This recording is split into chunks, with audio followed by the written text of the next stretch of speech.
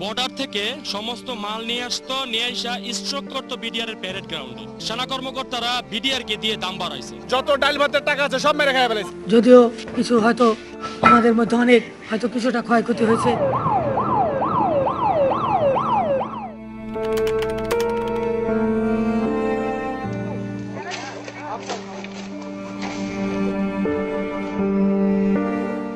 আপনারা কেউ কিন্তু বলেন নাই, মিডিয়াতে জিজ্ঞেস করেন নাই তাদেরকে এরা কোথায়, ওনারা কোথায়, ওনাদেরকে দেখতে চাই আমরা। কিন্তু এরা তো জানে যে এটা আমার অফিসার না, সে জানে যে এটা আর্মির অফিসার। আর্মি থেকে পার্মানেন্ট যদি চলে আসতো তাহলে সে জানতো এটা আমার অফিসার। কোন অবস্থায় মারতো না, মারতে গেলে নিজেদের মধ্যে যুদ্ধ লেগে যেত। আপনারা সংযত হন, অস্ত্র সমর্পণ করুন। ইতিমধ্যেই আমি সাধারণ ক্ষমার ঘোষণা দিয়েছি। অন্যান্য দাবি দেওয়া পর্যায়ক্রমে মেনে নেওয়া হবে বলেও আশ্বস্ত করছি। আমি তাদের কথা দিয়েছি যে সেনাবাহিনীর কোনো রকমের আক্রমণ তোমাদের উপর হবে না।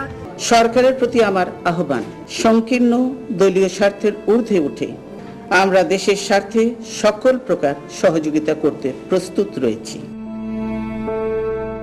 শেখ হাসিনা, শেখ নানক, শেখ সলিম, শেখ তাপস এবং মইন আহমেদ এবং আর্মি অফিসাররা এই ঘটনাটা সম্পূর্ণ ঘটাইছে ভারতের রয়্যালকে দিয়া।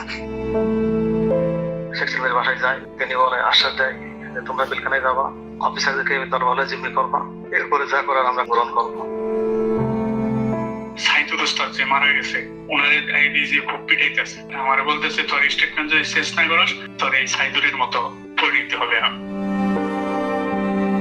তাপসের বাসায় যে মিটিং এর সিদ্ধান্ত হয় তারা তাপসের নির্বাচনে আমাদের কেন্দ্রে পাশ করাই দিবে এবং তারা তাপসের কাছে কিছু দাবি দাওয়া পেশ করে।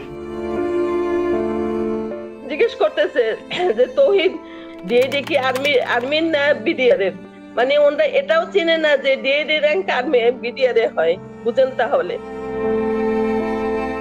আমি বলছি যে তুমি যা যা হয়েছে ওখানে দরবারে যা অফিসাররা বলছে এগুলো বলতে গেলা কেন? বললে কি হবে? সত্যি কথা বলবো না?